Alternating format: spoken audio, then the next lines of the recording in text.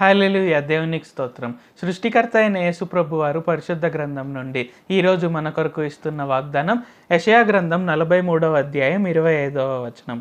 నేనే నా చిత్తానుసారంగా నీ అతిక్రమములను తుడిచివేయుచున్నాను, నేను నీ పాపములను జ్ఞాపకము చేసుకొనను. సో ఈరోజు వాగ్దానం కనుక చూసుకున్నట్లయితే ఏంటి, యేసు ప్రభువారే ఆయన చిత్తానుసారంగా మన పాపాలన్నీ మన అతిక్రమములన్నీ ఆయన తుడిచివేయుచున్నారు. తుడిచివేయడం మాత్రమే కాకుండా జ్ఞాపకం కూడా చేసుకోను అని యేసు ప్రభువారు తెలియజేస్తున్నారు. కాబట్టి మనల్ని మనం ఊరికే పాపులంగానో మనల్ని మనమే ఏదో తక్కువ వారంగానో సంబోధించాల్సిన అవసరం లేదు. సో యాక్చువల్గా అది మనలో చాలామంది తగ్గింపు అనుకుంటూ ఉంటారు. కానీ యాక్చువల్గా తగ్గింపు ఏంటంటే, దేవా నా పాపాలన్నీ తుడిచివేసినందుకు వందనాలు తండ్రి, నన్ను మీ వలె నీతిమంతునిగా పరిశుద్ధునిగా తీర్చినందుకు వందనాలు తండ్రి, నేను ఆ విధంగానే ప్రవర్తించుటకు సహాయం చేయండి, నా పనులన్నీ నీతి కలిగినవై ఉండాలి, నా పనులన్నీ పరిశుద్ధమైనవై ఉండాలి అనే విధంగా మనం ప్రార్థన చేయడమే తగ్గింపు. అంటే మనం ఈరోజు ఉన్న పరిస్థితిని బట్టి ఆయనకు కృతజ్ఞతాస్తుతులు చెల్లిస్తూ ఆయనను మహిమపరచడమే మనల్ని మనం తగ్గించుకోవడము. అండ్ మనం ఇంకొకటి గుర్తుపెట్టుకోవాల్సింది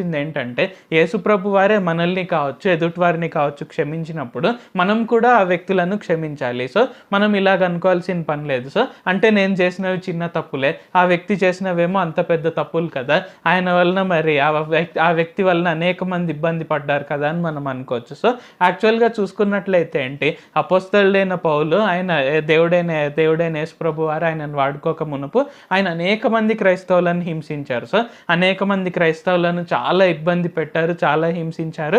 బట్ స్టిల్ ఇక్కడ ఏంటి, యేసు ప్రభువారు ఆయనను క్షమించి సౌలుని పౌలుగా మార్చి మనం ఇప్పటికీ కూడా ఆ పత్రికలు చదువుతున్నాము, బలపడుతున్నాము.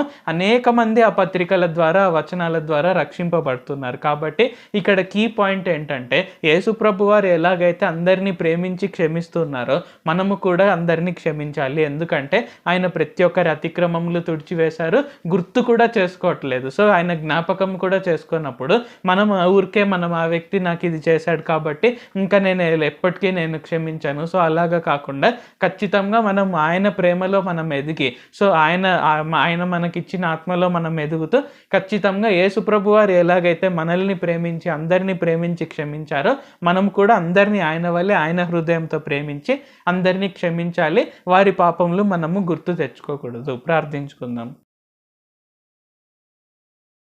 ప్రభువా దేవా సర్వాధికారి, మాకు ఇంకొకసారి ప్రార్థించుకునేందుకు అవకాశం ఇచ్చినందుకు వందనాలు తండ్రి. మీరు మా కొరకే చేసిన ప్రతి ఒక్క మేలుని బట్టి మీకు వందనాలు, స్తుతులు, స్తోత్రాలు తండ్రి. ఈరోజు వాగ్దానంని బట్టి వందనాలు తండ్రి.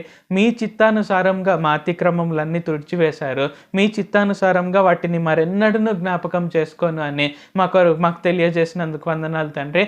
కాబట్టి మేము ఎల్లప్పుడూ నీతిమంతులము పరిశుద్ధులము కాబట్టి మేము ఆ విధంగానే మా జీవితాంతం ప్రవర్తించుటకు, మా క్రియలన్నీ నీతి పరిశుద్ధతతో కూడుకున్నవే, మేము ఎప్పుడు కూడా అలాగా జీవించుటకు సహాయం చేయండి. అలాగే మీరు ఎలాగైతే అందరినీ ప్రేమించి క్షమించి వారి అతిక్రమములన్నీ తుడిచివేశారో మరెన్నడూ జ్ఞాపకం చేసుకోవట్లేదో మేము కూడా అలాగే అందరినీ ప్రేమించి క్షమించి వారు మా పట్ల చేసిన అతిక్రమములను మేము జ్ఞాపకం ఉంచుకోకుండా మీ హృదయం కలిగి ఉండిన వారమై ఉండుటకు సహాయం చేయండి తండ్రి.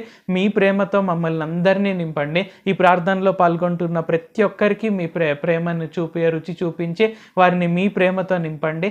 నజరేయుడైన సర్వశక్తి గల యేసుక్రీస్తు నామములో ప్రార్థిస్తున్నాను తండ్రి. ఆమేన్. Thank you Jesus. దేవుడు మిమ్మల్ని ఆశీర్వదించును గాక.